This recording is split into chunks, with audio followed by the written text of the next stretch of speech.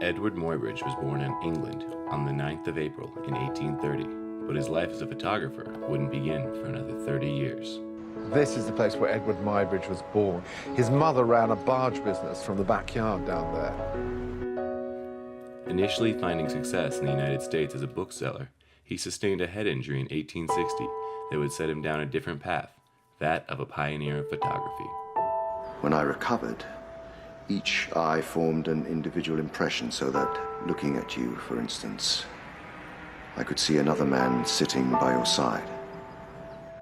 While recovering from his head injury, he began studying photography, specifically the wet plate process. He returned to America a few years later and began his first phase of photography. He's learning his craft at this point. If we look at these Lighthouse series, which he did with the Lighthouse Commission, they have this romantic feel about them.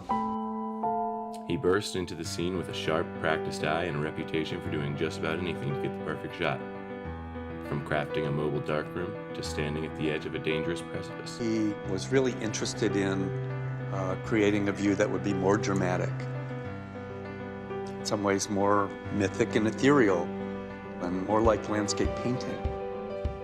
His work and method were characterized by a sort of reckless zeal.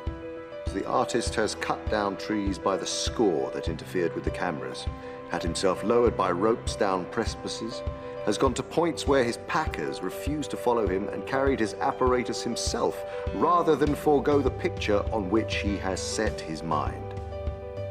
In 1872, a bet between two powerful men would help inspire one of Muybridge's most famous achievements.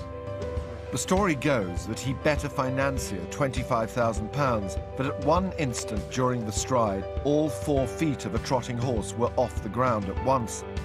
Whether he made that bet or not, he was determined to find out, and Muybridge was the man he asked to do it. He created a white background covering the track itself with white substance to reflect as much light as possible back onto the running horse. However, his work with motion was disrupted by a more personal matter. His young wife had been unfaithful to him, and he murdered her lover in cold blood. Although he admitted to the killing and was arrested for it, the jury found him not guilty. Muybridge becomes the last man in California to be exonerated for a murder he's admitted committing without the insanity defense. It's a jury of husbands, and this really is the Wild West. Shortly after this, he spent 9 months in Central America, producing his second phase of photographs with moods that were motivated by his own conflicted feelings. Instead of those romantic pictures that we saw before, with the clouds and everything, these are much more disturbing to me. These photographs did not sell as well as his previous work. I think the pictures are wonderful, but the public didn't like them and they didn't sell well. However, both he and Stanford were still captured by the idea of capturing motion. Muybridge's greatest innovation is that he understood that in order to really analyze motion, you needed to photograph a sequence of images, one after another, fractions of a second apart, and display them in a grid. Over the next several years, he perfected his method of motion photography in Palo Alto. A secretary recalled the joy and pleasure when Mr. Muybridge called from the darkroom. I've got the picture of the horse jumping from the ground. It's the most exuberant moment on record in Muybridge's life. His work was initially met with skepticism, This is a really good example of the disbelieving general public. prompting him to invent another of his greatest achievements, the zoopraxiscope. And that's one of the reasons why he had to go on to prove the efficacy of his work by creating the zoopraxiscope and by creating the discs that were projected on it. The zoopraxiscope was the first way to project moving images for a large audience and helped inspire modern filmmaking today. It's really not cinema.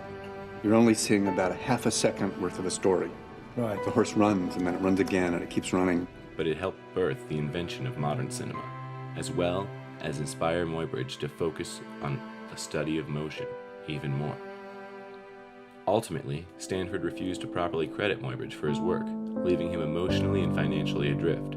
He'd been booked to give a demonstration at the Royal Society, and they call him in because they're questioning, are you really the author of these photographs? Because this book has just been published in America. The Royal Society no longer want anything to do with him. Muybridge is desperately embarrassed. This is a huge blow to him. It's like having his life's work taken away from him. Fortunately for him, the University of Pennsylvania sponsored his motion studies. He produced a prolific amount of work for them that is still referenced to this day.